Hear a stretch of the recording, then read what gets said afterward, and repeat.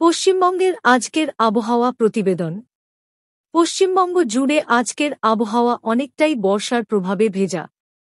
মৌসুমী অক্ষরেখা দক্ষিণবঙ্গ ও বাংলাদেশের উপর সক্রিয় থাকায় বেশ কিছু জেলায় ভারী বৃষ্টিপাতের সম্ভাবনা রয়েছে। এখন জেলা ধরে ধরে বিস্তারিত দেখে নেওয়া যাক।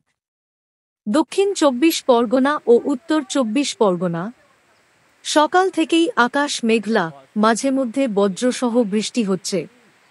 দক্ষিণে কাকদ্বীপ, নামখানা থেকে শুরু করে ক্যানিং, বারুইপুর এমনকি ডায়মন্ড হারবার পর্যন্ত প্রবল বর্ষণ হতে পারে।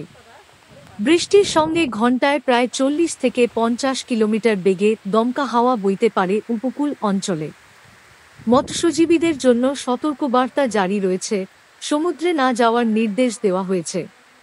কলকাতা, হাওড়া ও হুগলি। রাজধানী কলকাতায় আজ ভোর থেকে আকাশ ঘন মেঘাচ্ছন্ন।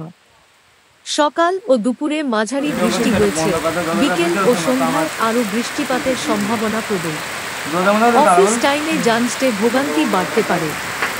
হাওড়া ও হুগলিতেও একই রকম পরিস্থিতি। বজ্রবিদ্যুৎ সহ ঝড়ো হওয়ার আশঙ্কা রয়েছে। পূর্ব মেদিনীপুর ও পশ্চিম মেদিনীপুর, দীঘা, মন্দারমণি, তাজপুর উপকূল অঞ্চলগুলোর সাগর অস্থির থাকবে। ভারী বৃষ্টির সম্ভাবনা রয়েছে। দমকা হাওয়া বইতে পারে ঘণ্টায় ৫০ কিলোমিটার বেগে। পশ্চিম মেদিনীপুরে খড়গপুর, মেদিনীপুর শহরে দুপুরের পর বৃষ্টি শুরু হয়ে রাত পর্যন্ত চলতে পারে। বাঁকুড়া ও পুরুলিয়া, এই দুই জেলায় বৃষ্টিপাত তুলনামূলক কম হলেও স্থানভেদে বজ্রসহ হালকা থেকে মাঝারি বৃষ্টি হতে পারে।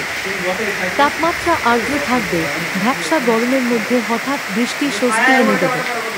পুরুলিয়ার কিছু অংশে বজ্রপাতের ঝুঁকি আছে, তাই বাইরে বেরোনোর সময় সাবধানতা প্রয়োজন। নদিয়া ও মুর্শিদাবাদ, আজ দুপুরের পর ভারী বৃষ্টি হতে পারে।